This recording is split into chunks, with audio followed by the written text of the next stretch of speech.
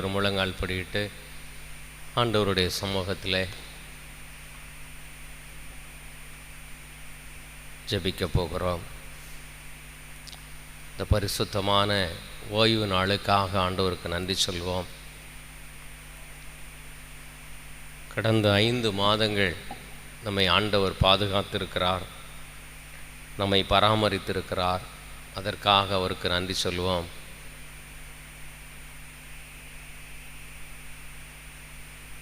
பிள்ளைகளுடைய பரீட்சையெல்லாம் ஆசீர்வதித்திருக்கிறார்.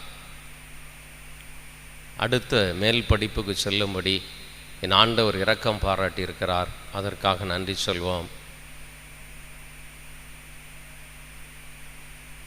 நீர் பிடிப்பு பகுதிகளிலே நல்ல மழையை கொடுத்திருக்கிறார். நீர் வளம் பெருகும்படி என் ஆண்டவர் மழை பொழியை செய்திருக்கிறார். அதற்காக நன்றி சொல்வோம். உண்ண உணவு, இருக்க இடம், குடிக்க தண்ணி, சுவாசிக்க காற்று, அடிப்படை வாழ்வுக்கு தேவையான எல்லா நலன்களையும் ஆண்டவர் நமக்கு செய்திருக்கிறார். அதற்காக நன்றி சொல்வோம். கண்களை மூடி, எல்லோரும் கண்களை மூடி ஆண்டவருக்கு நல்ல குரலை உயர்த்தி கூட நன்றி சொல்லுங்கள். இயேசுவே உமக்கு நன்றி, இயேசுவே உமக்கு நன்றி அப்பா. ஸ்தோத்திரம் என்பது நன்றி என்ற அர்த்தம். அதனால் நன்றி சொல்லுங்கள். இயேசுவே உமக்கு நன்றி. நன்றி சொல்ல சொல்ல கடவுளுடைய இரக்கம் நம்மேல் கடந்து வரும், கடவுளுடைய அருள் நம்மேல் இறங்கி வரும். நல்லா வாய்களை திறந்து இயேசுவே உமக்கு நன்றி. என் குடும்ப சூழலுக்காக நன்றி ஆண்டவரே. என் உடல்நல குறைவிற்காக உமக்கு நன்றி ஆண்டவரே. என் குடும்பத்தில் இருக்கிற பொருளாதார நெருக்கடிக்காக நன்றி ஆண்டவரே. என் குடும்பத்தில் இருக்கிற சிக்கல்களுக்காக நன்றி ஆண்டவரே. என் வாழ்க்கையில் நடந்த ஒவ்வொரு காரியங்களுக்காக நன்றி செலுத்துகிறோம் ஐயா. கோடான கோடி நன்றி செலுத்துகிறோம் ஐயா. எல்லா போராட்டங்கள் மத்தியிலும் நீர் எங்கள் கூடையே இருக்கிறீரே, அதற்காக நன்றி செலுத்துகிறோம் ஐயா. எங்களை கைவிடாத தெய்வமே உமக்கு நன்றி ஆண்டவரே. எங்களை வாழ வைக்கிற தெய்வமே உமக்கு நன்றி அப்பா. எங்களை விடுவிக்கிற தெய்வமே உமக்கு நன்றி ஆண்டவரே. கட்டுகளெல்லாம் உடைக்கிற தெய்வமே உமக்கு நன்றி ஆண்டவரே. தடைகளெல்லாம் மாற்றுகிறவரே உமக்கு நன்றி ஆண்டவரே. எங்கள் மேல் அன்பு வைத்திருக்கிற தெய்வமே உமக்கு நன்றி ஆண்டவரே. நாங்கள் நினைப்பதற்கும் வேண்டிக் கொள்வதற்கும் அதிகமாக எங்களுக்கு செய்கிற தெய்வமே உமக்கு நன்றி அப்பா. எங்களுக்கு வழியை காட்டுகிற தெய்வமே உமக்கு நன்றி ஆண்டவரே. நற்கருணை வடிவிலே எங்களுக்குள்ளே வந்த தெய்வமே உமக்கு நன்றி அப்பா. எங்களுக்கு ஆலோசனை கொடுக்கும்படி வந்த தெய்வமே உமக்கு நன்றி ஆண்டவரே. எங்களுக்கு வாழ்வழிக்கும்படி எங்கள் கூடயே இருக்கிறீரே, அதற்காக நன்றி ஆண்டவரே. எங்கள் நலனில் அக்கறை உள்ள தெய்வமாக இருக்கிறீரே, அதற்காக நன்றி ஆண்டவரே. எங்கள் உடல் நலனில் ஆரோக்கியத்தில் நீர் அக்கறை உள்ள தெய்வமாக இருக்கிறீரே, அதற்காக உமக்கு நன்றி செலுத்துகிறோம், நன்றி செலுத்துகிறோம், நன்றி செலுத்துகிறோம், நன்றி செலுத்துகிறோம். உம்முடைய அருளை, இரக்கத்தையும், பேரன்பையும், பரிவிரக்கத்தையும் எங்கள் மேல், எங்கள் குடும்பத்தின் மேல் ஊற்றுங்கப்பா, ஊற்றுங்கப்பா. உங்கள் அருளை எங்கள் மேலே ஊற்றுங்கப்பா. நாங்கள் அழிந்து போகாமல் இருப்பது உம்முடைய அருளாலே ஆண்டவரே. உம்முடைய இரக்கத்தினாலே நாங்கள் அழிந்து போகாமல் இருக்கிறோம் ஆண்டவரே. உம்முடைய இரக்கத்தை எங்கள் மேல் பொழியும் ஆண்டவரே. பொழிங்கப்பா, ஊற்றுங்க ஆண்டவரே, ஊற்றுங்கப்பா. தகப்பனே, உம்முடைய பாதத்தில் அமர்ந்து இறை வார்த்தையை கேட்க வந்திருக்கிற எங்களுடைய ஆவிக்குரிய செவிகளை திறந்து கொடுங்கப்பா. எங்களுக்கு ஆவிக்குரிய உள்ளங்களை திறந்து கொடுங்கப்பா. எங்கள் கூட பேசுங்க ஆண்டவரே, எங்கள் கூட பேசுங்கப்பா. நீர் பேசுகிற தெய்வம் ஆண்டவரே. நீர் எங்கள் கூட பேசுகிற தெய்வம், உயிருள்ள தெய்வம் ஆண்டவரே. எங்கள் கூட பேசுங்கப்பா. எங்களுக்கு தேவையான அந்த இறை வார்த்தை என்கிற மன்னாவை நீர் எங்களுக்கு தருவீராக. எங்கள் கூட பேசுங்க. உம்முடைய கரங்களில் ஒப்பு கொடுக்குறோம். ஆசீர்வதிங்கப்பா. அம்மா, இரக்கமுள்ள கன்னித்தாயே, இந்த இடத்துல நீங்களும் இருங்கம்மா. எங்களுக்காக பரிந்து பேசும்படி உம்முடைய மாசற்ற இதயத்தில் அர்ப்பணித்து செபிக்கிறோம். அருள் நிறைந்த மரியே வாழ்க. ஆண்டவர் உடனே பெண்களுக்குள் ஆசீர்வதிக்கப்பட்டவள் நீரே. உம்முடைய திருவயிற்றின் கனியாகி இயேசு ஆசீர்வதிக்கப்பட்டவரே.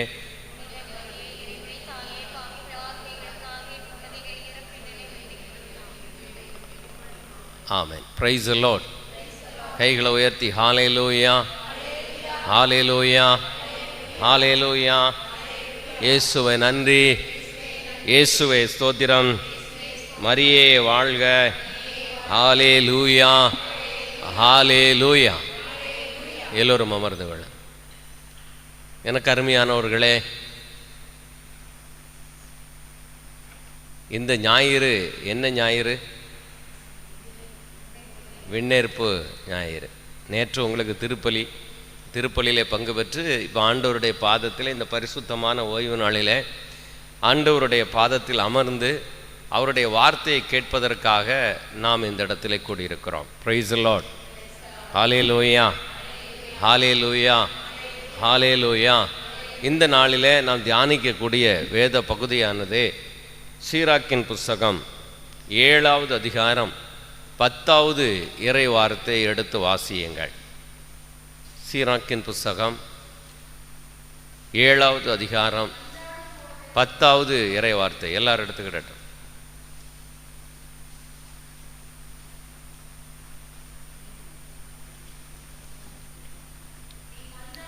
எல்லாரும் எடுத்தாச்சா? வாசிங்க. நீ மன்றாடும் போது மனம் சோர்ந்து போகாதே, தர்மம் செய்வதை புறக்கணியாதே. இன்றைக்கு ஆண்டவர் 2 காரியத்தை குறித்து நம்மளிடத்தில் பேச விரும்புகிறார். ஒன்று, மன்றாடும் போது என்ன செய்யக்கூடாது? மனம் சோர்ந்து போகக்கூடாது. மனம் சோர்ந்து போய் நாம் வந்திருக்கிற நமக்கு ஆண்டவர் முதல்ல ஒரு வசனத்தை கொடுத்து நம்மளை ஆற்றி தேற்றுகிறார். நீ மன்றாடும் போது என்ன செய்யக்கூடாது என்றால் மனம் சோர்ந்து போகக்கூடாது. 2வது என்ன சொன்னார்? தர்மம் செய்யும் போது என்ன செய்யக்கூடாது? தர்மம் செய்ய வேண்டாம் என்று புறக்கணிக்க கூடாது. 2 காரியத்தை சொல்லுகிறார். இந்த 2மே கடவுளுக்கும் நம்மளோடும் உள்ள உறவில் இருக்கக்கூடிய ஒரு காரியம். இது கடவுளோடு தொடர்புடைய ஒரு காரியம். நமக்கும் கடவுளுக்கும் இடையில் இருக்கிற ஒரு தொடர்புடைய காரியம். 2 விஷயமே மிகவும் ஆண்டவர் விரும்புகிற ஒரு காரியம். நாம் ஜெபிக்கிறதை ஆண்டவர் என்ன செய்கிறார்? விரும்புகிறார். அதே போலதான் நாம் தர்மம் செய்வதையும் ஆண்டவர் என்ன செய்கிறார்? விரும்புகிறார். அதனால தான் கத்தோலிக்க திருச்சபையில் நீங்கள் உங்களுக்கு சொல்லப்பட்டிருக்கோம், தவக்காலத்தில் எல்லாரும் என்ன செய்யணும்? தான தர்மம் என்ன செய்யணும். அதுக்காக என்னெல்லாம் கொடுத்துருப்பாங்க? உண்டியல் கொடுத்துருப்பாங்க. இன்னொன்று சொல்லுவாங்களே, அரிசி, ஒரு பிடி அரிசி எடுத்து வைக்கணும்னு சொல்லியிருக்காங்களா? சொல்லியிருக்காங்க. எங்கள் இதிலெல்லாம் உண்டு, கண்டிப்பாக எல்லா இதுலேயும் உண்டு. என்ன செய்வாங்கன்னா, அன்னன்னைக்கு சமைக்கிறதுலேருந்து ஒரு கை எடுத்து எங்கே வைக்கணும்? தனியாக ஏழைக்கு வைக்கணும். ஆனால் அந்த 40 நாள் முடிவில் ஒரு 25 கிலோ எடுத்து கொடுக்கறது பெருசு இல்லை. அப்படி செய்யக்கூடாது. அன்னைக்கு நம்ம வீட்டில் செய்கிற சமையலுக்குள்ள அரிசியிலேருந்து ஒரு பிடி எடுத்து என்ன செய்யணும்? ஏழைக்கு என்று வைக்க வேண்டும். எங்கள் கோயிலிருந்துலாம் சென்ட் ஜூட் சர்ச்சிலலாம் என்ன செய்வாங்கன்னா, வேன் பிடிச்சி இந்த அரிசியெல்லாம் கலெக்ட் பண்ணி முதியோர் இல்லங்கள், அநாத இல்லங்களுக்கெல்லாம் கொண்டு போய் என்ன செய்வாங்க? கொடுக்க போவாங்க. எதற்காக என்றால், ஏழையின் பால் நாம் ஒரு உதவி செய்ய வேண்டும் என்று ஆண்டவர் விரும்புகிறார். Price the lord. கைகளை உயர்த்தி ஹல்லேலூயா, ஹல்லேலூயா, ஹல்லேலூயா. அப்போ 2 விஷயத்தை சொல்லுகிறார். ஒன்று, நீ தர்மம் செய்யும் போது செய்வதை புறக்கணிக்காதே. தர்மம்னா என்ன? தர்மம்னா என்ன? ஒருவர் ஒரு தேவையில் இருக்கிறார். அந்த தேவைக்கு ஒருவர் பூர்த்தி செய்யும் போது அந்த பூர்த்தி செய்யக்கூடியதை அவரால் திருப்பி கொடுக்க முடியாத ஒரு நிலையில் இருக்கிறவர்களுக்கு உதவி செய்வது, அந்த இதை கொடுத்து உதவுவது தான் தர்மம். எந்த பிரதிபலனையும் பார்க்காமல் அவர்களுக்கு கொடுப்பது தான் தர்மம். இப்போ ஒரு உதாரணத்துக்கு, இப்போ ஸ்கூல்லாம் ஆரம்பிக்க போகுது. ஒரு ஏழை குடும்பத்தில் நல்லா படிக்கிற ஒரு பிள்ளைக்கு ஃபீஸ் கட்ட முடியலை, ஒரு 5000 ரூபா கட்டணும்.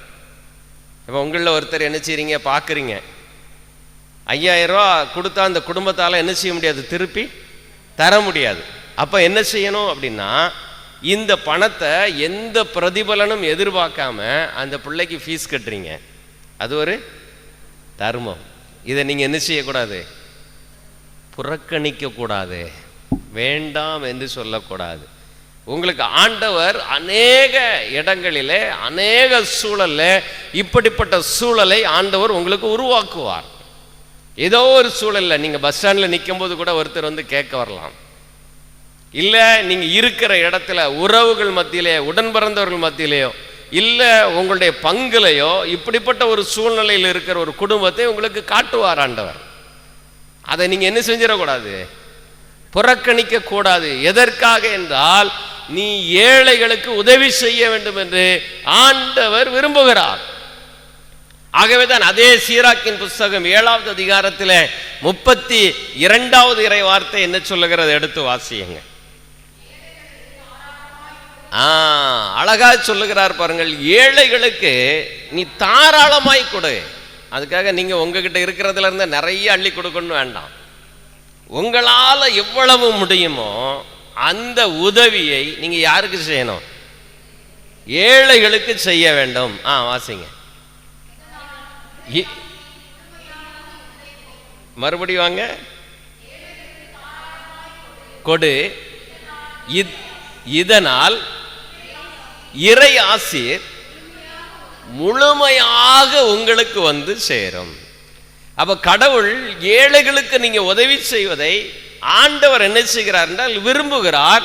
அது மட்டுமல்ல, நீங்கள் ஏழைக்கு உதவி செய்யும் போது ஆண்டவருடைய ஆசீர்வாதம் நிறைவாய் உங்களுக்கு வந்து தங்கும். கைகளை தட்டி ஆண்டவருக்கு நன்றி சொல்லுவோமா? நீங்க 10ல் 1 பங்குலாம் நீங்க என்ன செய்ய வேண்டாம். ஆமா, அப்படிலாம் நீங்க ஒன்றும் உங்க வருமானத்துல உங்களால் ஒரு முடிஞ்ச உதவிய நீங்க என்ன செய்யணும்னா ஒவ்வொரு மாசமும் நீங்க என்ன செய்யுங்க, எடுத்து வைங்க. ஒவ்வொரு மாசமும் எடுத்து வைங்க. உங்க தெருவில் இருப்பாங்க, ஜாதியையோ மதத்தையோ பார்க்காதங்க. எல்லாருக்குள்ளும் கடவுள் இருக்கிறார். அதனால யாராக இருந்தாலும் சரி, அவர்களுக்கு நீங்கள் என்ன செய்யுங்க, ஒரு உதவி செய்யுங்க. ஏதோ ஒரு உதவி, உங்களுக்கு தெரிந்த அளவு பணத்தை கொடுக்க வேண்டாம், பொருளை வாங்கி கொடுங்க. அவங்களுக்கு எது தேவையோ அதை நீங்கள் அவர்களுக்கு கொடுக்கலாம். இது ஆண்டவர் கரத்திலிருந்து நீங்கள் முழுமையான ஆசீர்வாதத்தை பெறுவதற்கு ஒரு வழி. Price the lord. கைகளை உயர்த்தி ஹல்லேலூயா. அதே போலதான் நீங்க பார்த்தீர்கள் என்றால் நீதிமொழிகளின் புஸ்தகம் 19வது அதிகாரம் 17வது இறைவார்த்தை என்ன சொல்லுகிறது?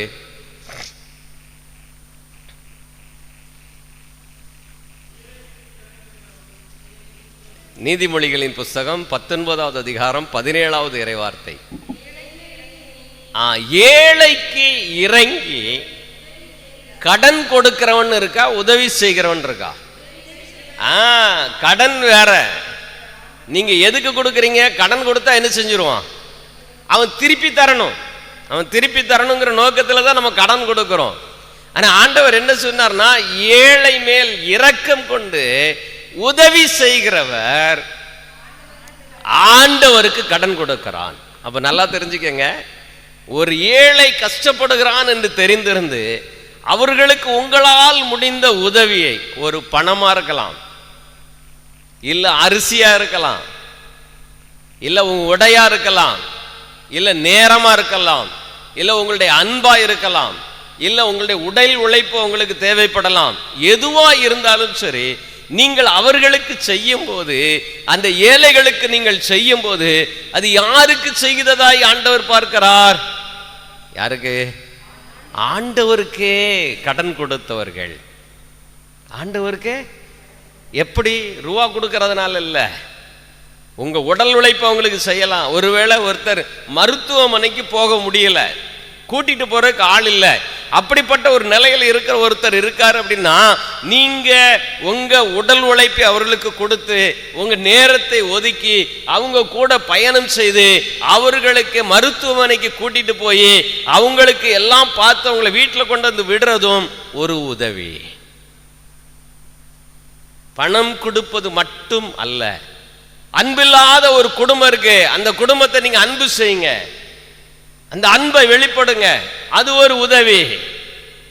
இப்படி பல வழிகளில் உதவி இருக்கு. ஆண்டவர் என்ன செய்யறாரு? ஏழைக்கு இறங்கி ஒருவன் உதவி செய்கிறான் என்றால் அது யாருக்கு கடன் கொடுத்தது? ஆண்டவருக்கு கடன் கொடுத்தது. அவர் என்ன செய்வார் தெரியுமா? தொடர்ந்து வாசிங்க. அவர் எதை கொடுத்தாரோ, பணமா இருக்கலாம், பொருளா இருக்கலாம், உடையா இருக்கலாம், உடல் உழைப்பா இருக்கலாம், நேரமா இருக்கலாம், அன்பா இருக்கலாம், எந்த வழியில நீங்க என்னதை அவர்களுக்கு கொடுத்தீர்களோ அவர்களுக்கு ஆண்டவரே உங்களுக்கு திருப்பி தருவார். கைகளை தட்டி ஆண்டவருக்கு நன்றி சொல்லுவான். திருப்பி கொடுக்கறதுக்குள்ள இது நான் யாரு கொடுக்கிறா உத்தரவாதம்? இப்ப பேங்க்ல போய் கடன் வாங்குறோம், அதுக்கு இன்னொருத்தங்களை என்ன செய்வாங்க? சைன் பண்ணுவாங்க. எதுக்கு? இவர் கொடுக்கலன்னா இவர் கெட்டுவாருன்னு சொல்லி தான் ஜாமீன். இப்போ அந்த ஆளுக்கு ஜாமீன் யார் கையெழுத்து போட்டிருக்கா? இப்போ ஆண்டவரை கையெழுத்து போட்டிருக்காரு. இது நீ அவனுக்கு செய்ய, அதுக்கு பிரதிபலன் நான் உனக்கு செய்கிறேன். அப்போ இந்த நாளிலே ஆண்டவர் 2 காரியத்தை கற்றுக் கொடுக்கிறார். ஒன்று, நீ ஏழைகளுக்கு உதவி செய்ய எந்த நிலையிலும் நீங்கள் என்ன செய்யக்கூடாது? புறக்கணிக்க கூடாது, வேண்டாம் என்று நினைக்க கூடாது. உங்களால் முடிஞ்சதை ஆண்டவர் உங்க கண்ணில் காமிப்பாரு, அவரை உங்க முன்னாடி வந்து நிப்பாட்டுவாங்க. நீங்க அவங்களை புறக்கணிக்காமல் அவர்களுக்கு உங்களால் முடிந்த உதவியை செய்யுங்கள். Price the Lord. நல்ல கைகளை உயர்த்தி ஹல்லேலூயா, ஹல்லேலூயா, ஹல்லேலூயா. இப்போ அந்த சீராக் 7ல் நீங்க எடுத்து வாசிங்கன்னா, முதல்ல வாசிச்சோம் பார்த்தீங்களா? 7:10 அழகா சொல்லுகிறார் பாருங்க. நீ மன்றாடும் போது மனம் சோர்ந்து போகாதே. முதல்ல ஏழைகளுக்கு உதவுறதை குறித்து சொன்னாரு. இப்போ அடுத்தாப்புல இன்னொரு விஷயம் என்னன்னா, நீ ஜெபிக்கும் போது மனம் சோர்ந்து போகாதே. இன்னைக்கு மனச்சோர்வோடு வந்திருக்கிறவர்கள் இதில் இருக்கிறீர்கள். மனச்சோர்வு வந்திருக்கிறவர்கள் இந்த இடத்துல இருக்கிறீர்கள். ஜெபிக்கிறோம், பதில் இல்லை. பல நாட்களாக, வாரங்களாக, மாதங்களாக, வருடங்களாக ஜெபித்து கொண்டே இருக்கிறோம். ஜெபத்திற்கு பதில் இல்லை என்று உங்களிடத்திலே, உங்க உள்ளத்திலே ஒருவன் பேசுவான். ஜெபத்துக்கு பதில் இல்லை என்று ஆண்டவர் சொன்னாரா? சொன்னாரா? அதனாலதான் திருப்பாடல் 65:2 இப்படியாக சொல்லுகிறது.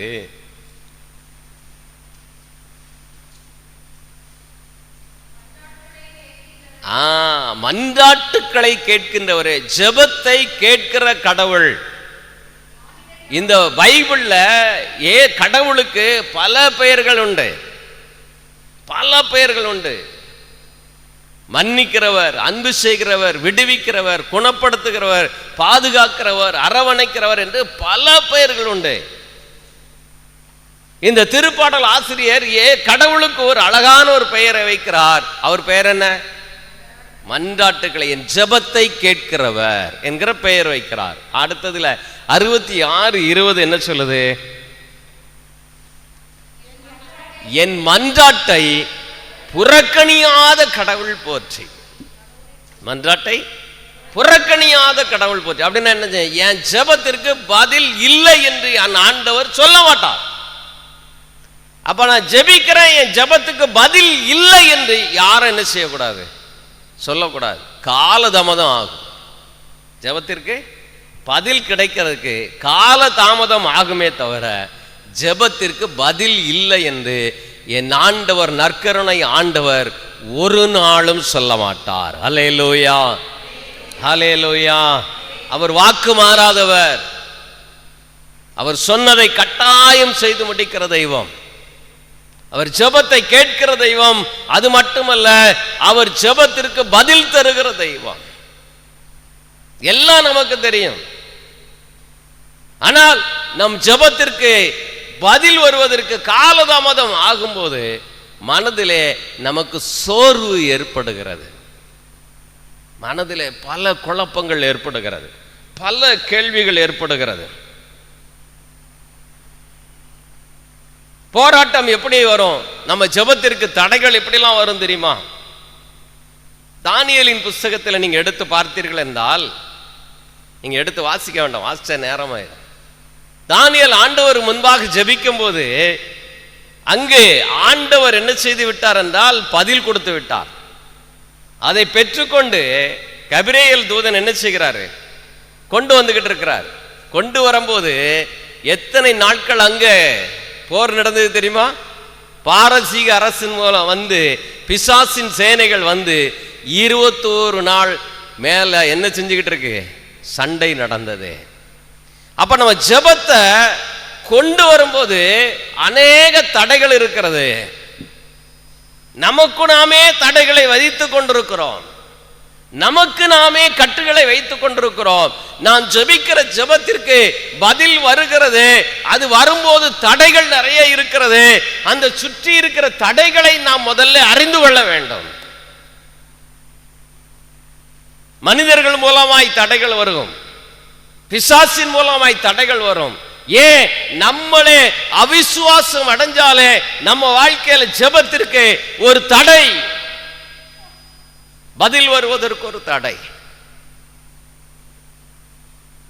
அது மட்டுமல்ல, யாக்கோபின் புஸ்தகம் 1வது அதிகாரம் 20வது இறை வார்த்தை என்ன சொல்லுகிறது? எடுத்து வாசியுங்க. யாக்கோபின் புஸ்தகம்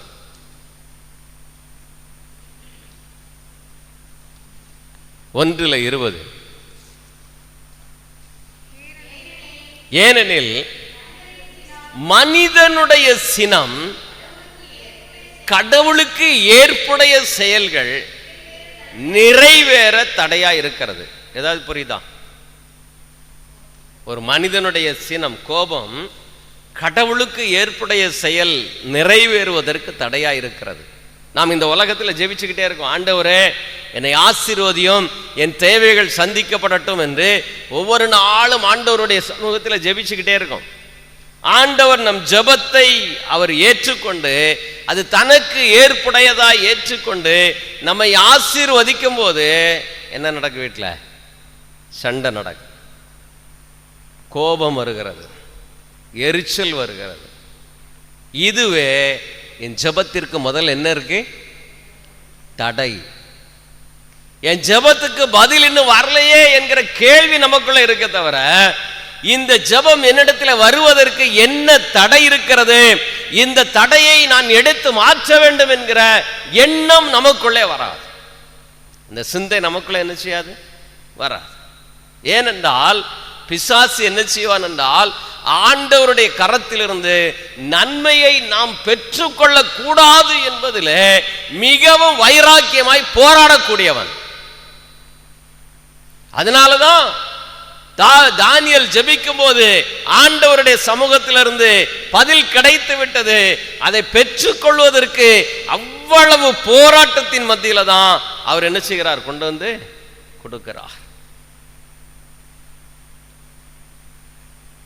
அப்ப பாருங்க, இந்த உலகத்துல பல தடைகளோட தான் நாம் இந்த உலகத்துல வாழுகிறோம். சோர்ந்து போய் வாழுகிறோம். ஜெபத்திற்கு பதில் இல்லை அப்படின்ன உடனே எதிர்மறையான கருத்துக்கள் நமக்குள்ள நிறைய வருது, கவலை வருது, அவிசுவாசம் இருக்கு. இது இருந்தால் எப்படி ஆண்டவர் நம்மை ஆசீர்வதிக்க முடியும்? நம்ம ஜெபத்திற்கு எப்படி பதில் கிடைக்கும்? புரியுதா புரியலையா? புரியுதா புரியலையா? சோர்வு நிறைய இருக்கு ஜெபத்துல, ஜெபிக்க முடியல. என்னால காலையிலே எழுந்திருச்சு ஜெபிக்க நினைக்க என்ன செய்ய முடியல? ஜெபிக்க முடியல. அதிகாலையில் எழுந்திருச்சு ஜெபிக்க நினைக்கிறேன், ஜெபிக்க முடியல. நல்லது, அதிகாலையில் எழுந்திருச்சு ஜெபிக்கிறது ரொம்ப ரொம்ப ரொம்ப ரொம்ப ரொம்ப நல்லது. உங்க ஜெப வாழ்வுக்கு 3 காரியம் நல்லா இருக்கணும். ஒன்று, உங்களுடைய ஆன்மா நல்லா இருக்கணும், உடல் நல்லா இருக்கணும், மனம் நல்லா இருக்கணும். இந்த 3ல ஏதாவது ஒன்று சரியில்லைன்னா உங்களால் தொடர்ந்து ஜெப வாழ்வில் நிலைச்சிருக்க முடியாது. உடல் பகல் முழுவதும் உழைக்கிறீங்க, ராத்திரி 10 மணிக்கு படுத்து தூங்குறீங்க, விடிய காலையில் 3 மணிக்கு எழுந்திரிச்சு ஜெபிக்கன்னா உங்கள் உடல் ஒத்துழைக்குமா? ஒரு வாரம் 10 நாளைக்கு நல்லா இருக்கும். அதுக்கப்புறம் என்ன செஞ்சிடும்? உடல் சோர்ந்து போகும். உடல் சோர்ந்து போனால் எப்படி உங்களால் ஒரு மனதோடு ஜெபிக்க முடியும்? முடியாது. அப்போ காலையில் எழுந்திரிச்சு ஜெபிக்க முடியலை. அப்போ நமக்குள்ள ஒரு குற்ற உணர்வு வரும். எப்படி தெரியுமா? நான் காலையில் எழுந்திரிச்சு ஜெபிக்கலை, அதனால தான் என் குடும்பத்தில் இதெல்லாம் நடக்குது. காலையில எழுந்திருச்சு என்னால ஜெபிக்க முடியல, அதனாலதான் என் வாழ்க்கையில இந்த சம்பவங்கள்லாம் நடக்கு என்று நாம் நம்மையே காயப்படுத்தி தீர்ப்பிட்டு நம்மளையே காயப்படுத்தி இந்த ஜெப வாழ்வில் பின்தங்கிய நிலைக்குத்தான் நாம் போவோமே தவிர முன்னேறி செல்வதற்கு நம்மளால முடியாது. அப்ப காலையில எழுந்திருச்சு ஜெபிக்க முடியல, காலையில எழுந்திருச்சு ஜெபிக்க முடியாத ஒரு சூழ்நிலையில் உங்கள் உடலோ மனதோ இருக்கிறது என்றால் ஆண்டவர் உங்களை வெறுத்து தள்ளுவாரா? என்னாச்சு? தள்ள மாட்டார். அப்ப நீங்க ஆண்டவர்கிட்ட இத்தனை மணிக்கு தான் பேசணும்னு நிர்ணயம் இருக்கா? என்னாச்சு? இல்ல. உங்க அப்பா கிட்ட நீங்க எப்ப வேணாலும் பேசலாம், எத்தனை மணிக்குனாலும் பேசலாம், எவ்வளவு நேரம்னாலும் பேசலாம். அவர் எப்போதும் உங்களுடைய அருகிலே உள்ளத்தில் இருக்கிறார். என் மகா எப்பவும் பேசணும்னு சொல்லிதான் அவர் விரும்புகிறார். அதனாலதான் தெசலோனிக்கர் புத்தகத்தில் சொல்லப்பட்டிருக்கிறது, எப்பொழுதும் மகிழ்ச்சியா இருங்கள், இடைவிடாது இறைவனிடம் வேண்டுங்கள். சிலர் நினைப்பாங்க காலையிலே முழங்கால் போட்டு ஜெபிக்கிற ஜெபம் தான் ஒரு வல்லமையான ஜெபம். நல்லது, நான் இல்லைன்னு சொல்ல வரல. உங்க உடல்நிலை சரியில்லை என்றால், முழங்கால் படியிட முடியவில்லை என்றால், நீங்கள் அமர்ந்து ஜெபித்தாலும் அந்த ஜெபத்தை என் தகப்பன் கேட்பார். இதெல்லாம் நம்மளை காயப்படுத்தி வேதனைப்படுத்தி ஒரு ஜெப வாழ்வுக்குள்ள இருக்கிற நிலையிலிருந்து பின்தங்கிய நிலைக்கு நாம் போகிறோம், சோர்ந்து போகிறோம். சோர்ந்த நிலையில தான் இன்னைக்கு ஜெப வாழ்வு இருக்கிறது. என்னால ஜெபிக்க முடியல. ஒரு பாடு வந்த உடனே நாம் சோர்ந்து போகிறோம். இந்த உலகத்தில் துன்பம் உண்டுன்னு சொன்னாரா இல்லைன்னு சொன்னாரா? எப்பெல்லாம் உண்டு? ஒரு நேரம் வந்தாச்சு, ஜெயிச்சாச்சு, அடுத்தாப்புல வருமா வராதா? ஒவ்வொரு வயதிற்கு ஏற்ப வந்துக்கிட்டே இருக்கும். கடைசி வரைக்கும், உயிர் மூச்சு இருக்கிற வரைக்கும் உங்களுக்கு பாடுகள் உண்டு, எனக்கும் சேர்த்து தான். இந்த பாடுகளை கண்ட உடனே நாம் என்ன செய்யறோம் தெரியுமா? ஒரு பிரச்சனை வந்த உடனே ஐயோ இந்த பிரச்சனை வந்துட்ட நான் என்ன செய்யறது என்று மனம் கலங்கி தனியாளாய் நினைத்து உங்க வாழ்க்கையில ஒரு செபிக்க முடியாத ஒரு நிலையில நீங்கள் இருக்கிறீர்கள். ஆண்டவர் என்ன செய்கிறார்? இந்த பிரச்சனைய எதிர்கொள்ளும் போது, நாம் ஒரு மனுஷன் எதிர்கொள்ளும் போது, கடவுள் எங்க இருக்காரு? கடவுள் எங்க இருக்காரு? எங்க இருக்காருங்க? ஒவ்வொருவருக்குள்ள இருக்காரு. இப்ப இந்த மனுஷன் என்ன செய்யறான்? இந்த பிரச்சனைய நான் எப்படி எதிர்கொள்றது என்று தன் அறிவை கொண்டு அவன் யோசிக்க ஆரம்பிக்கிறான். ஆகவே இந்த பிரச்சனையை கண்டு அவன் பயந்து பிரச்சனை பெரிதா தெரிந்து கொண்டு இருக்கிறது. இந்த பிரச்சனையெல்லாம் மாற்றக்கூடிய வல்லமையுள்ள தெய்வம் எங்க இருக்காரு? எனக்குள்ளதான் இருக்காரு. அந்த சிந்தனை நமக்கு வராது. இந்த பிரச்சனையை மாற்றக்கூடிய சர்வ வல்லமையுள்ள மிகப்பெரிய தெய்வம் எனக்குள்ள இருக்கிறார் என்கிற உணர்வு நமக்குள்ள வராது. அதனாலதான் நம்ம என்ன செய்கிறோம் என்றால் சோர்ந்து போயிடும். நான் உங்களை திக்கற்றவர்களாய் விட மாட்டேன் சொன்னாரா இல்லையா? திக்கற்ற நிலைன்னா என்ன? திக்கற்ற நிலை. இப்ப இங்க இருந்து ஒரு ஊருக்கு போறிய, சென்னைக்கே போறீங்கன்னு வைங்களேன். கையில ரூபா கொண்டு போனியே, செல்போன் கொண்டு போயிருக்கிய, தனியாளா போயிருக்கிய. நீங்க போகக்கூடிய இடம் ஒரு பக்கம், ஆனா தூங்கிட்டிய பஸ்ல. அவர் எங்கேயோ ஒரு காட்டுக்குள்ள கொண்டு போய் இறக்கி விட்டார். உங்க கையில இருந்த போனும் காணல, கையில இருந்த ரூபாயும் இல்லை. இப்ப எப்படி இருக்கும்? இப்ப யாராவது தெரிஞ்சால் வந்தா நல்லா இருக்குமே, நமக்கு போற வழி தெரியலையே, எந்த ஊருக்கு போகணும், எந்த பக்கம் போகணும், ஒண்ணுமே தெரியலையே அப்படிங்கிற ஒரு நிலையில் இருக்கிறோம். ஒரு திக்கற்ற நிலை. அடுத்தது என்ன செய்யறதுன்னு தெரியல. இந்த பிரச்சனையில அடுத்தது நான் என்ன செய்யணும் தெரியல. இந்த சூழ்நிலையில் வாழுகிற ஒவ்வொருவருக்கும் ஆண்டவர் சொன்னாரு, உங்களை நான் திக்கற்றவர்களாய் விடமாட்டேன், உங்களுக்கென்று ஒரு துணையாளரை உங்களுக்கு தருவேன். கைகளை தட்டி ஆண்டவருக்கு நன்றி சொல்லுவோமா? அப்ப உங்களுக்குள்ளே ஒரு துணையாளர் இருக்கிறார். இந்த திக்கற்ற நிலையில் இருக்கிற உங்களுக்கு, சோர்ந்து போய் ஜெபிக்க முடியாமல் அவநம்பிக்கையோடு வாழுகிற உங்களுக்குள்ளே இயேசு தூய ஆவியானவர் உங்களுக்கு கொடுத்திருக்கிறார். அவர்தான் உங்க துணையாளர். அவரை யாரெல்லாம் ஒவ்வொரு நாளும் அவரோடு உள்ள உறவுல வளருகிறோமோ அவருக்கு வாழ்க்கையில சோர்வு வராது. வாழ்க்கையில் என்ன வராது? ஆமா, தூய ஆவியின் துணையோடு யாரெல்லாம் வாழுகிறோமோ அவர்களுடைய வாழ்க்கையில சோர்வு வராது. பாடுகள் வரும், ஆனால் சோர்வு என்ன செய்யாது? வராது.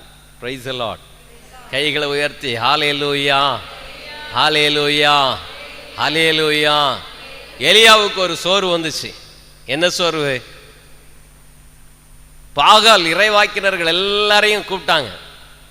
ஒரு பலிபீடம் கட்டி அதில் நிறைய விறகு கட்டையை வச்சு அதில் இறைச்சி எல்லாம் போட்டு அன்னைக்கு பகல் முழுவதும் என்ன செய்யுங்க, நீங்கள் உங்கள் கடவுளை கூப்பிடுங்கய்யா, எங்கே பற்ற வைக்கக்கூடாது, நெருப்பு பற்ற வைக்கக்கூடாது, ஆனால் வானத்திலிருந்து அந்த நெருப்பு வந்து அந்த பலிப்பொருளை சுட்டரிக்கணும்னு சொல்லியாச்சு. அந்த தெய்வத்தை வழிபடுகிறவர்கள் எல்லாரும் வந்து கூப்பாடு போட்டாங்க. மாலை வரை கூப்பாடு போட்டாங்க, நடக்கல. அடுத்தாப்புல இவர் என்ன செஞ்சார் தெரியுமா?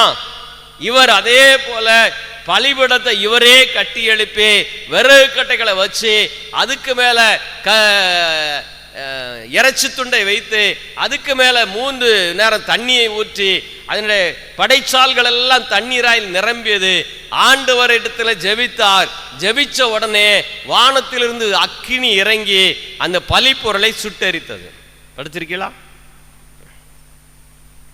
அவ்வளவு வல்லமையுள்ள ஒரு ஊழியன், அவ்வளவு வல்லமையுள்ள ஒரு ஊழியன்.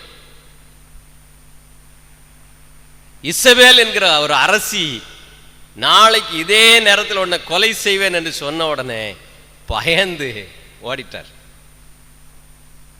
அவர் போய் படுக்கிறார். படுத்துட்டு சொல்றாரு, ஆண்டவரே, என் முன்னோரை போல நான் நல்லவன் இல்லையா, என்னை எடுத்துக்கிறோம். சோர்ந்து போயிட்டார்.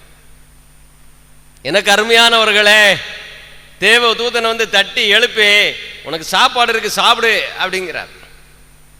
அவர் எடுத்து அப்பத்தையும் சாப்பிட்டுட்டு தண்ணியும் குடிச்சிட்டு மறுபடியும் படுத்துட்டார்.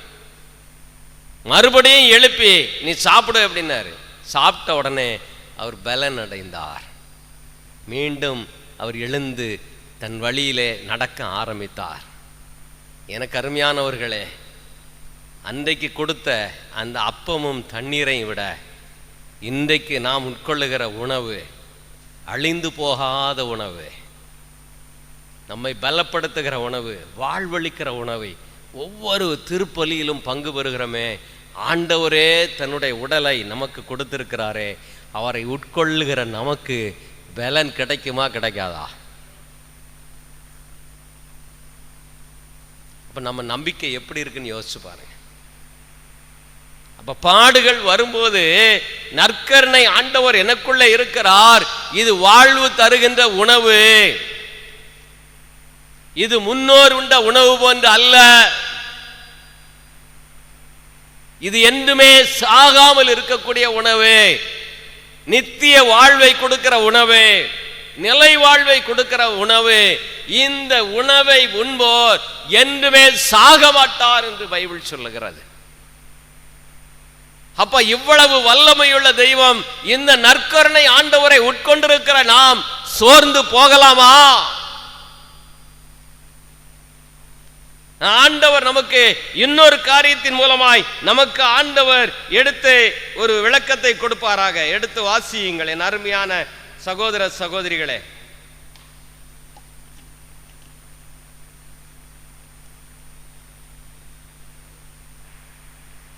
சீராக்கின் புஸ்தகம் 16வது அதிகாரம் 27வது இறைவார்த்தை எடுத்து வாசியுங்கள்.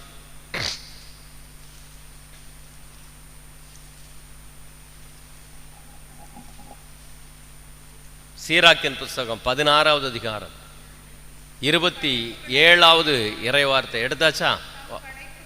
தம் படைப்புகளை என்றென்றைக்கும் ஒழுங்கோடு அமைத்தார். ஆண்டவர் இந்த உலகத்துல அவர் படைத்த எல்லாவற்றையும் சிறிது ஆண்டுகளுக்கென்று அவர் என்ன செய்யல, படைக்கல.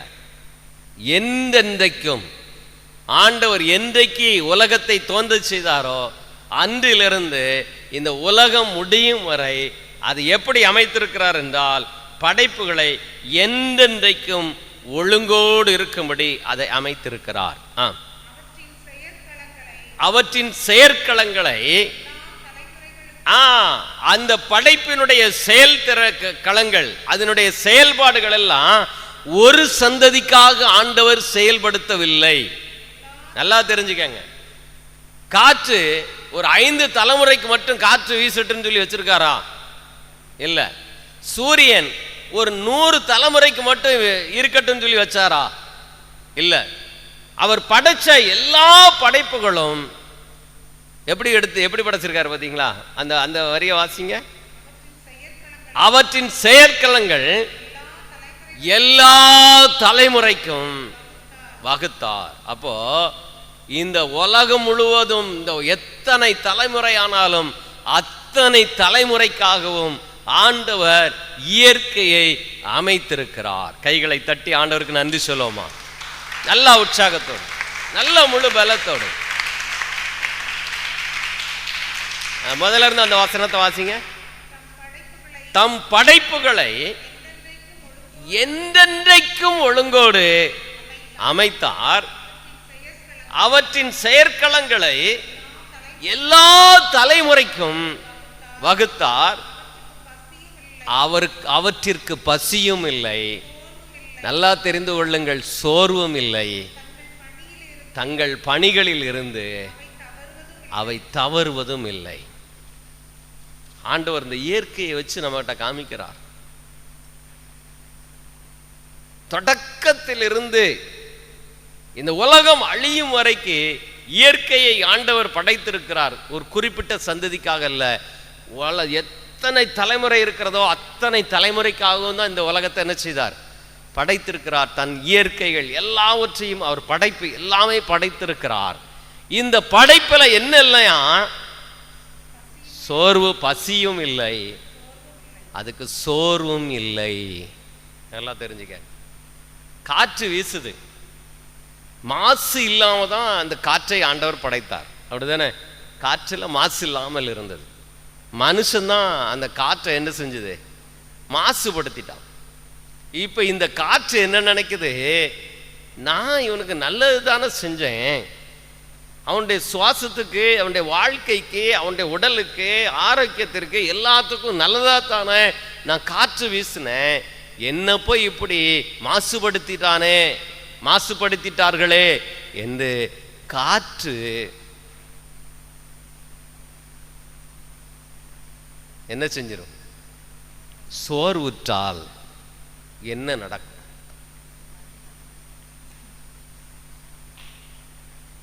ஒரு இயற்கையோட நம்மளை ஒப்பிட்டு பார்க்கிறாரு. நீ இவ்வளவு சோர்வுல உட்கார்ந்துகிட்டு இருக்கல,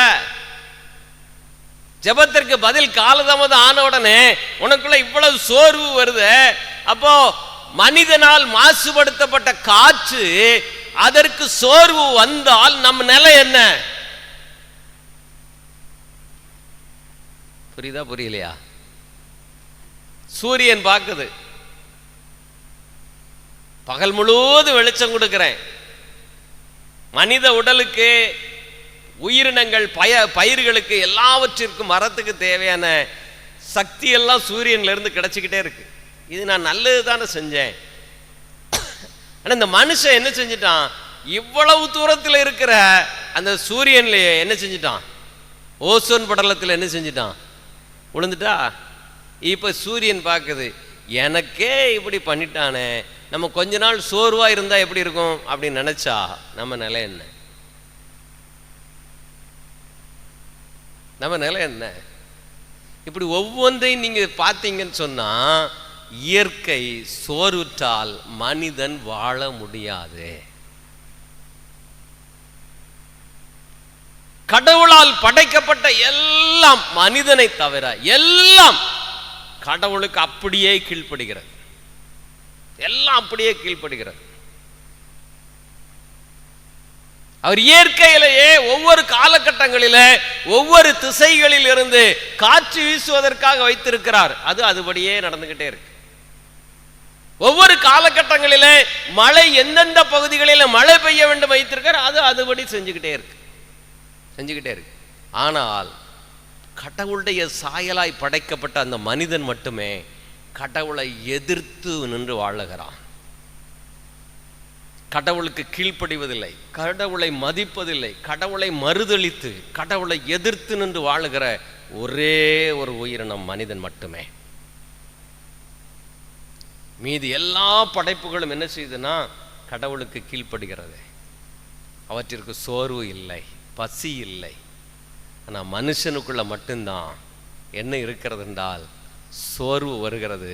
ஏனென்றால் கடவுளை எதிர்த்து நிற்கிறான், கடவுளுக்கு கீழ்ப்படிவதில்லை.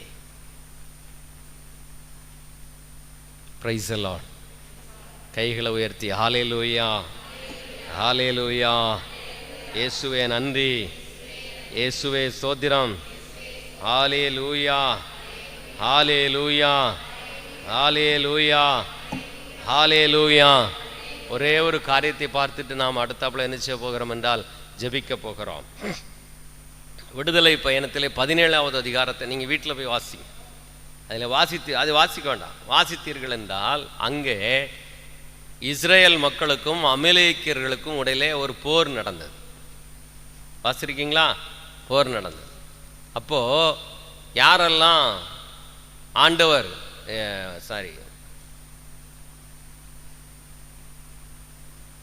Price the Lord.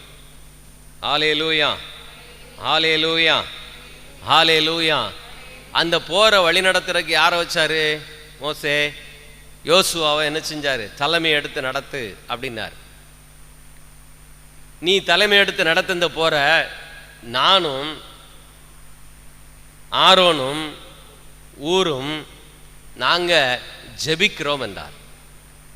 இவங்க எல்லாம் ஒரு மலைக்கு ஏறி இவங்க என்ன செய்கிறாங்கன்னா மோசே ஜெபிக்க ஆரம்பிக்கிறார். கைகளை உயர்த்தி அவர் ஜெபிக்க ஜெபிக்க ஜெபிக்க இஸ்ராயல் ஜனங்கள் அமலேக்கியர்களை ஜெயித்து கொண்டே இருந்தார்கள், வெற்றி பெற்று கொண்டே இருந்தார்கள். ரொம்ப நேரம் கையை உயர்த்தி வைக்கும்போது கை வலிக்குமா இல்லையா? அப்போ மோசேனுடைய கை கீழே தளர தளர அந்த அமலேக்கியர்கள் இஸ்ராயல் ஜனங்களை மேற்கொண்டு வந்தார்கள்.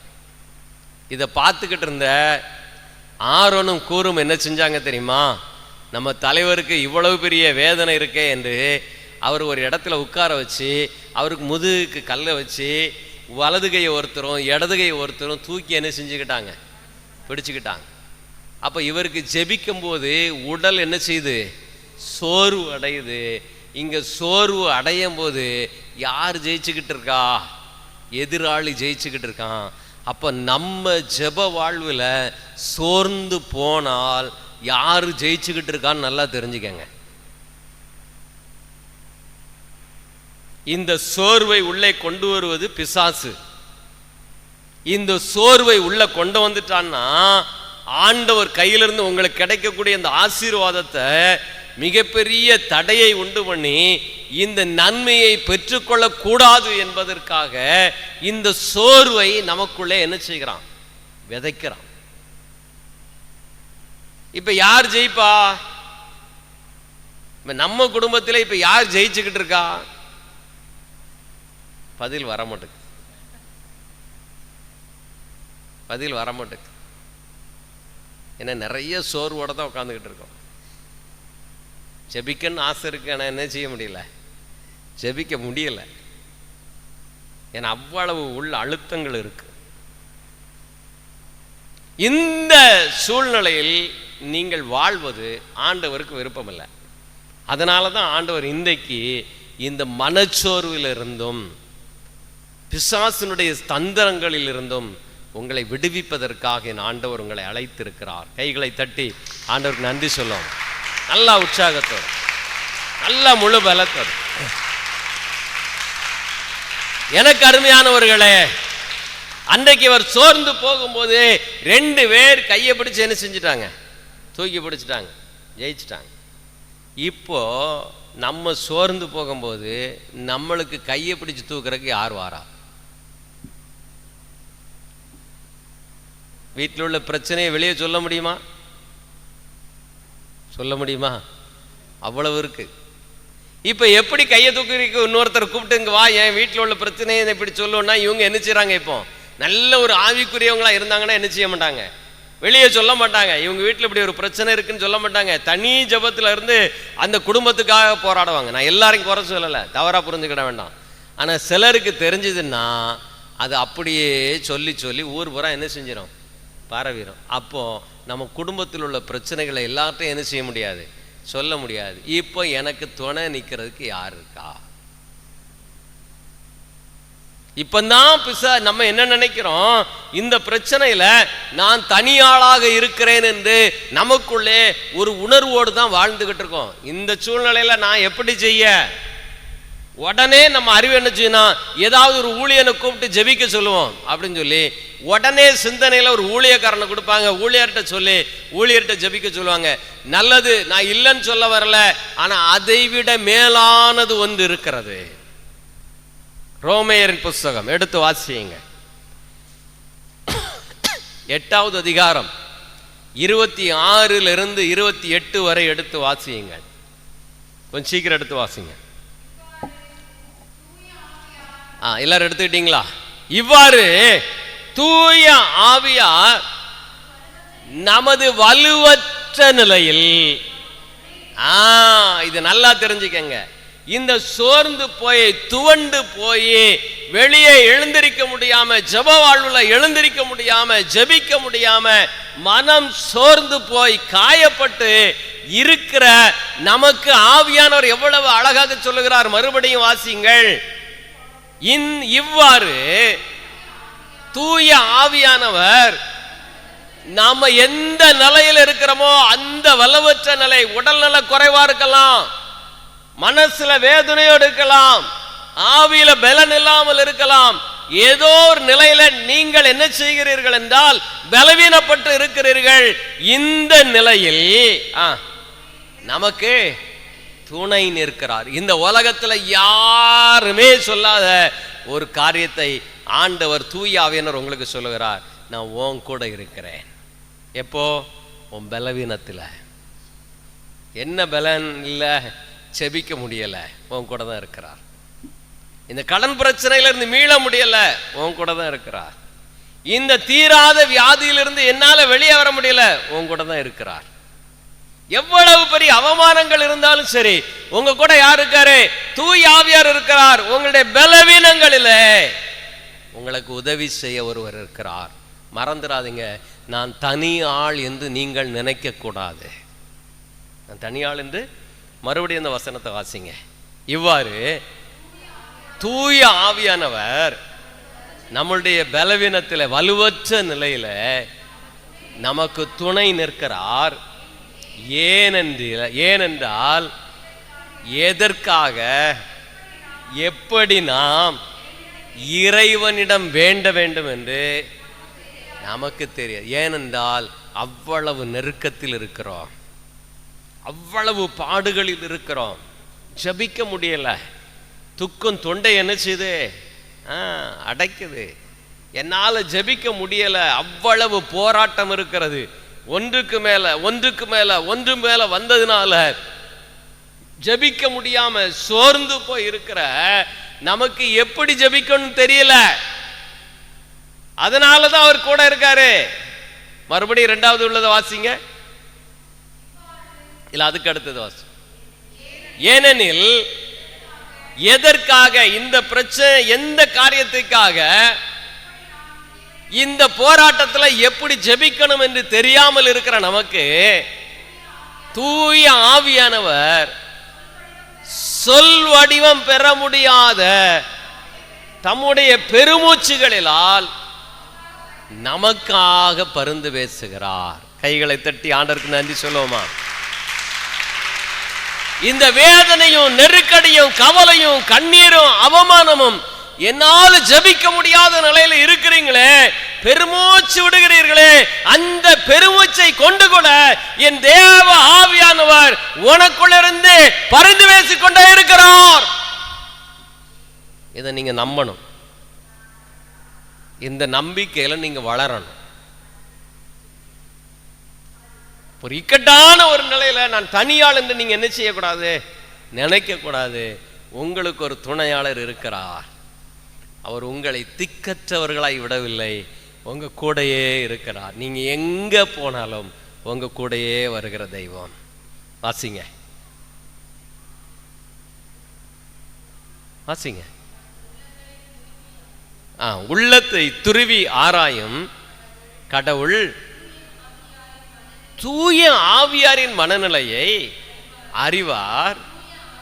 தூய ஆவியாரும் கடவுளுக்கு உகந்த முறையில் இறை மக்களுக்காக.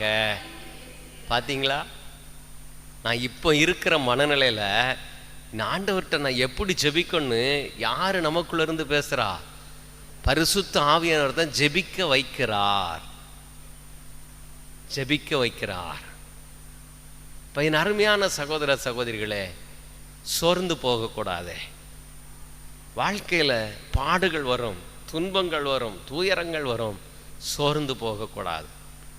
சோர்ந்து போகாமல் எப்போதும் விழித்து ஜெபிக்கிறவர்களாய் நாம் இருக்க வேண்டும். அதனால தான் நீங்கள் காலையில் எழுந்திரிச்ச உடனே நீங்கள் உங்களை பரிசுத்த ஆவியினால நிரப்பும்படி நீங்கள் ஜெபிங்க.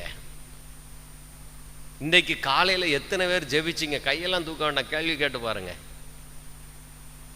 நீ காலையில் எத்தனை பேர் ஜெபம் பண்ணோம்? எவ்வளோ நேரம் ஜெபம் பண்ணோம்? போன வாரத்தில் எத்தனை நாள் நம்ம ஜெபம் பண்ணோம்? எத்தனை நாள் ஜெபிக்காம விட்டுட்டு போனோம்? அதெல்லாம் யோசிச்சு பாருங்க.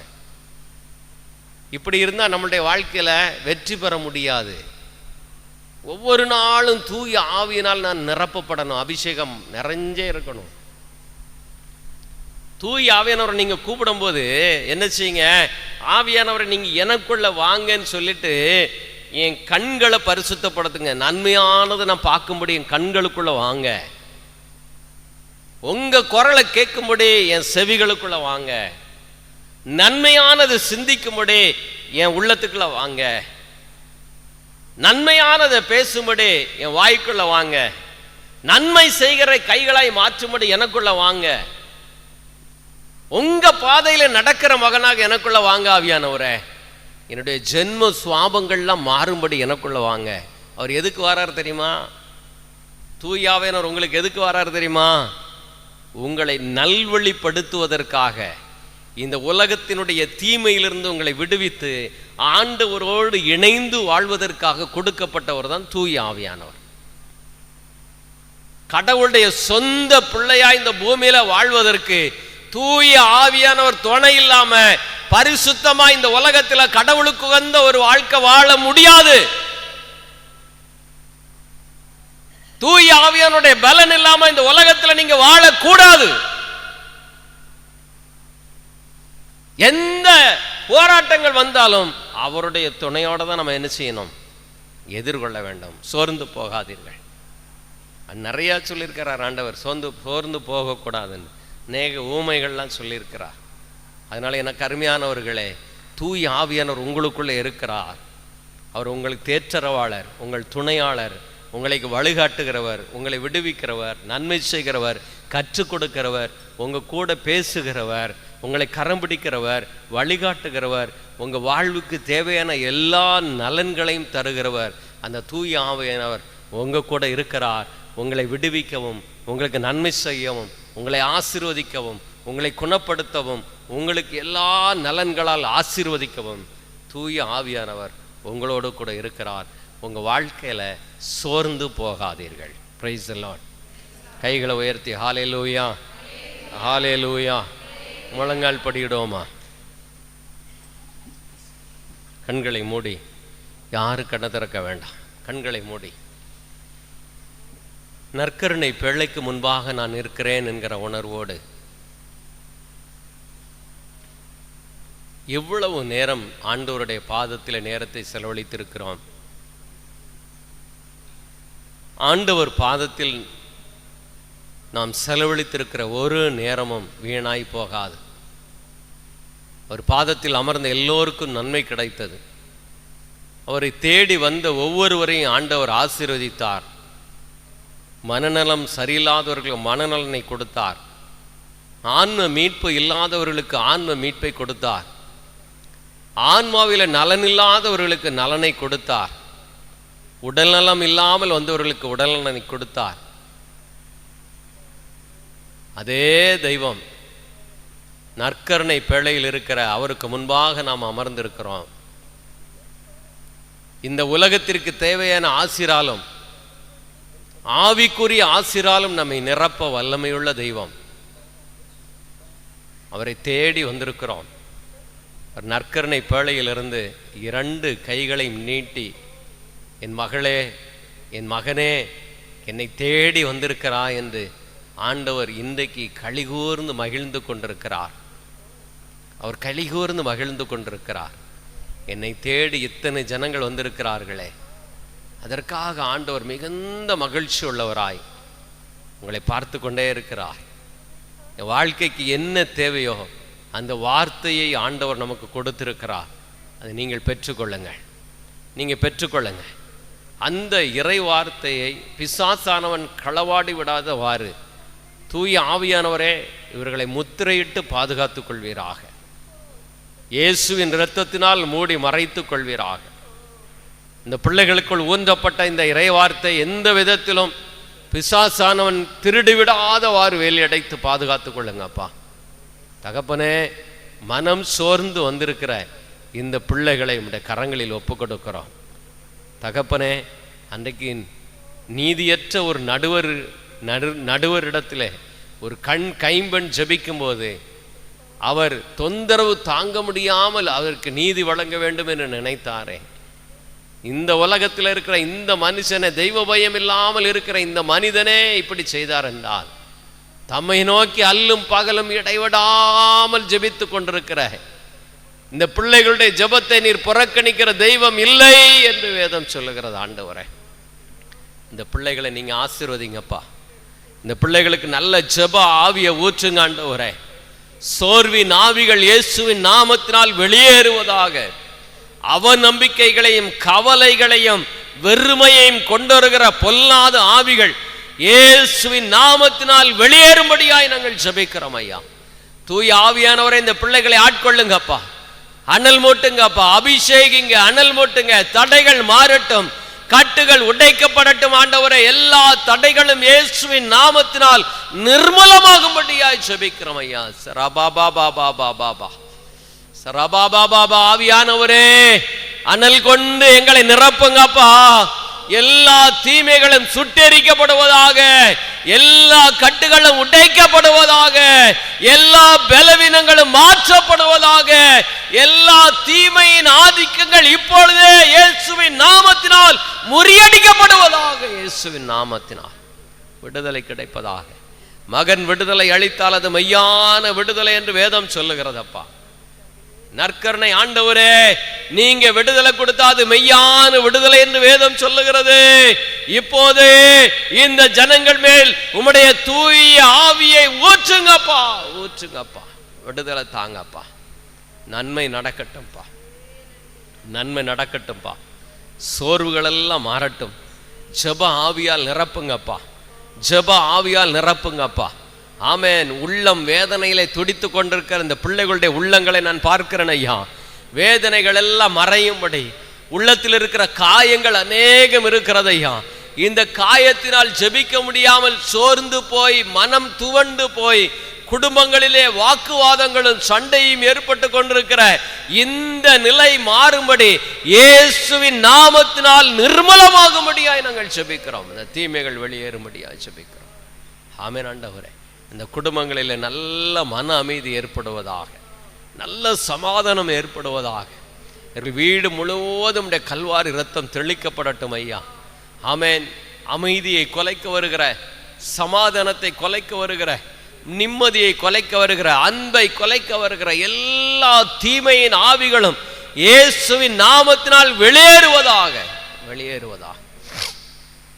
இந்த பிள்ளைங்களை ஆசீர்வதிங்கப்பா. இதோ தகப்பனே, நாளையிலிருந்து பள்ளிக்கூடம் ஆரம்பிக்கிறதப்பா. பிள்ளைகளை ஆசீர்வதிங்கப்பா. நல்ல ஞானத்தை கொடுங்கப்பா. நல்ல கல்வி, அறிவு, ஒழுக்கம், தெய்வ பயத்தை கொடுங்க ஆண்டவரே. அப்பா, போகும்போதும் வரும்போதும் கூட இருந்து காத்து வழி நடத்துங்கப்பா. அந்த பிள்ளைங்க நல்லா படிக்கும்போது புரிந்து நல்லா படிக்க உதவி செய்யுங்க ஆண்டவரே. இதோ தகப்பனே, மீண்டும் கொரோனா பரவி கொண்டிருக்கிற காலகட்டத்திலே மக்களை பாதுகாத்து கொள்ளுங்கப்பா. இந்த தகப்பனே, கொரோனா என்கிற இந்த கிருமிகள் எல்லாம் அழிக்கப்படும்படியாய் எல்லா மக்கள் மேலும் உம்முடைய கருணைக்கு நோக்கி பார்த்து எல்லா மக்களையும் பாதுகாத்து கொள்ளுங்க ஆண்டவரே. ஆமென் ஆண்டப்பா. உயிரிழப்புகள் எதுவும் வரக்கூடாது ஆண்டவரே. மக்களை பாதுகாத்து கொள்ளுங்க ஆண்டவரே. தகப்பனே, உம்முடைய கரங்களில் ஒப்பு கொடுக்கிறோம் ஐயா. தகப்பனே, இந்த மக்களை விடுவீங்க ஆண்டவரே, குணப்படுத்துங்க ஆண்டவரே. இதோ இங்க வந்திருக்கிற எல்லா பிள்ளைகளுடைய சிரசிலும் இந்த சிலுவை வைத்து நாங்கள் ஜெபிக்கிறோம் ஐயா. இயேசுவின் தழும்புகளால் உடலில் இருக்கக்கூடிய பலவீனங்கள், நோய்கள் எல்லாம் மறையும்படியாய் நாங்கள் ஜெபிக்கிறோம் ஐயா. தகப்பனே, எல்லா வியாதிகளும், மருத்துவர்களால் கைவிடப்பட்ட வியாதிகளும், தலை சம்பந்தப்பட்ட வியாதிகள், தலையிலிருந்து உச்சந்தலையிலிருந்து உள்ளங்கால் வரை இருக்கிற எல்லா நாடி நரம்புகள், இரத்தங்கள், எலும்புகள், சதைகள், எல்லா உறுப்புகளிலும் குணமளிக்கிற வல்லமை இறங்குவதாக. குணப்படுத்துவீராக, குணப்படுத்துவீராக. கால்களில் இருக்கக்கூடிய புண்ணெல்லாம் குணமாகும்படியாய் ஜெபிக்கிறோம். குணப்படுத்துங்கப்பா, குணப்படுத்துங்கப்பா. ஆமென் ஆண்டவரே. வந்திருக்கிறவர்கள் அநேக எதிர்பார்ப்புல வந்திருப்பாங்கப்பா. அந்த எதிர்பார்ப்புகள் எல்லாம் சரியாக அவர் உள்ளம் விரும்பிய காரியங்களை நீர் நடத்தி தரும்படி உம்முடைய கரங்களுக்குள் ஒப்பு கொடுக்கிறோம். ஆசீர்வதிங்கப்பா. இதை கேட்டுக்கொண்டிருந்த ஒவ்வொரு குடும்பங்களையும் நீங்க ஆசீர்வதிங்கப்பா. வந்திருக்கிற ஒருவர் கூட வெறுங்கையாய் போய்விடாதவாறு அனைவரையும் ஆசீர்வதிக்கும்படி உம்முடைய கரங்களில் ஒப்பு கொடுக்கிறோம். இயேசு கிறிஸ்துவின் மூலம் ஜெபிக்கிறோம் ஜீவனுள்ள நல்ல பிதாவே. அம்மா, இரக்கமுள்ள கன்னித்தாயே, இவ்வளவு நேரம் எங்கள் கூட இருந்தீங்கம்மா. இந்த ஜனங்கள் ஒருவர் கூட வெறுங்கையா போகக்கூடாது. அன்றைக்கு ஆண்டவர் இந்த ஜனங்கள் பகல் முழுவதும் ஆன்மாவுக்கு தேவையான இறைவார்த்தை என்கிற மன்னாவை கொடுத்து வழி போகும்போது வழியில் சோர்ந்து போவார்கள் என்று சொல்லி உடலுக்கு தேவையான உணவை கொடுத்தது போல, இந்த மக்களுக்கு தேவையான ஆன்ம உணவை கொடுத்தது போல, இந்த உலகத்தை சார்ந்த இந்த உலகத்தினுடைய ஆசீராலும் ஆவிக்குரிய ஆசீராலும் இந்த ஜனங்கள் நிரப்பப்பட உங்கள் வல்லமையுள்ள பரிந்துரை ஜெபத்தை ஏறெடுக்கும்படி உம்முடைய மாசற்ற இதயத்தில் அர்ப்பணித்து ஜெபிக்கிறோம். அருள் நிறைந்த மரியே வாழ்க. ஆண்டவர் உடனே பெண்களுக்குள் ஆசீர்வதிக்கப்பட்டவள் நீரே. உம்முடைய திருவயிற்றின் கனியாகிய இயேசுவும் ஆசீர்வதிக்கப்பட்டவரே. இறைவனின் தாயே, பாவிகளாயிருக்கிற எங்களுக்காக இப்பொழுதும் எங்கள் இறப்பின் வேளையிலும் வேண்டிக் கொள்ளும். ஆமென். தந்தை, மகன், தூய ஆவியின் பெயராலே ஆமென். Praise the Lord.